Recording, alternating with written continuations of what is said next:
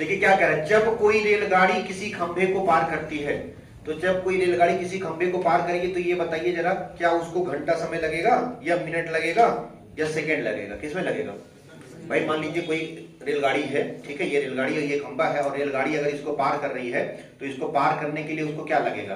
घंटा लगेगा कि मिनट लगेगा? क्या लगेगा? सेकंड लगेगा। सेकंड ही लगेगा, ये हमेशा ध्यान रखना। या हो सकता है 1 मिनट लगे तो उसको 60 सेकंड में कन्वर्ट कर लेंगे।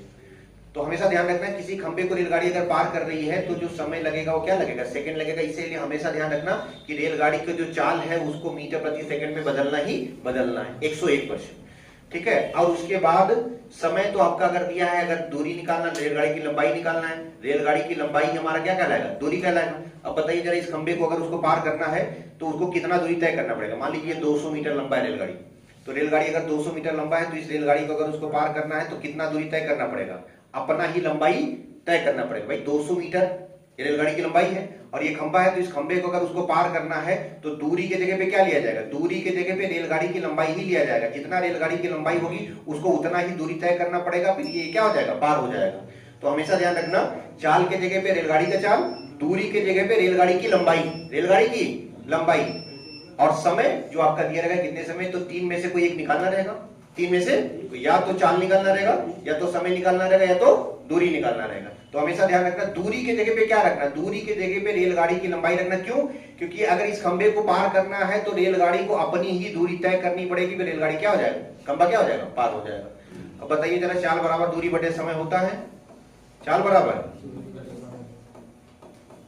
दूरी बटा समय। तो अब बताइए जरा, चाल जो हमारा कितना दिया है?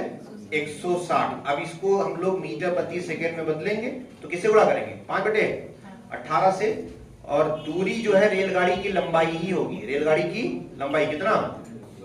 180। और कितने समय में, यानी सेकंड आपको टी निकालना है तो टी कर दीजिए, ठीक है।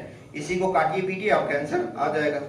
तो बताइए किससे काटा जाए? ठीक है, 0 से 0 कैंसिल कर दीजिए, ठीक है। 2 से अगर काटेंगे तो 8 दूनी 16, 2 से इसको काटेंगे 9 दूनी 18। अब कटने वाला नहीं है, ठीक है। तो बताइए जरा, कट सकता है? इधर 2 से काटिए, 4 दूनी 8, 9 दूनी 18, 5 चौके 20, 9 9 81। तो ये आपका हो जाएगा 20 बटे कितना? 9, और इधर 9 बटा कितना? टी। तो सीधा सीधा 9 9 81 बटे कितना? 20। तो ये आपका आंसर हो जाएगा 81 बटे कितना? 20। तो बताइए 81 बटे 20 का मतलब क्या हो जाएगा? 20 चौक 80, और दशमलव लगेगा, फिर 0 लगेगा, तो 4 पॉइंट में आपका यही हो जाएगा।